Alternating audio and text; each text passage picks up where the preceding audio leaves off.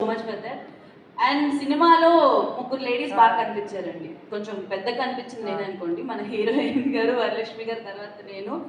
And ఈ ఆపర్చునిటీకి thank you so much. And ఆర్టిస్టులు అందరూ కూడా అసలు చాలా ఫ్రెండ్లీగా వర్క్ చేశారు. హీరోయిన్ గారు కానీ తేజ గారు అయితే అసలు చాలా యాక్టివ్ ఉంటారు. అండ్ మన షూట్లో ఒక ఇన్సిడెంట్ జరిగింది, ఎడ్ల బండి. మేము షూట్ చేస్తుంటే ఎడ్ల బండి మీద ఆ ఎత్తులు కొంచెం కంట్రోల్ తప్పి అందులో అదే ఇటు పడితే లోయ, ఇటు పడితే కొంచెం ఒక గుంటలా ఉంది, అందులో పడగానే ఆయన పరిగెట్టి పారిపోయారు.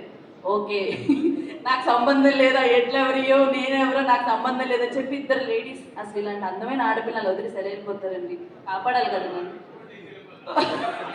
ఓకే, ఇప్పుడు ఇలా మాట్లాడతారు లేచి వెళ్ళిపోతారంటే ఇప్పుడు అవన్నీ వద్దు. బట్ నన్ను సెకండ్ హీరోయిన్ అన్నారు తేజ గారు. చూసా సీన్స్ ఏమైనా పెడతారేమో అని ప్రశాంత్ వర్మ గారు నెక్స్ట్ పార్ట్ 2లో కొంచెం ప్లాన్ చేయండి సార్, ఓకేనా?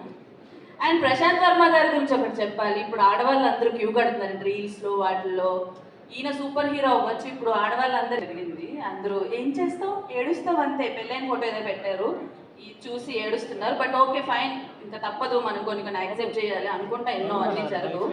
అండ్ సినిమా అయితే ఒక్కొక్క షాట్ ఒకే లెవెల్ అండి. అసలు మేము చేస్తే నార్మల్ షూట్, బట్ మూవీ ఓవరాల్గా చూసిన తర్వాత లాస్ట్ క్లైమాక్స్ కానీ ఎవ్రీథింగ్ సూపర్ అంటే సూపర్. ఎప్పుడు అంటారు కదా కంటెంట్ బాగుంటే ఆబ్వియస్గా అవుట్పుట్ అనేది బాగుంటుందని చెప్పి, దీనికి నిదర్శనం ఇదే. అండ్ మాకు చాలా సపోర్ట్గా ఉన్న మన కెమెరామెన్ గారు, విజయ్ గారు, అండ్ అందరికీ థ్యాంక్ యూ సో మచ్.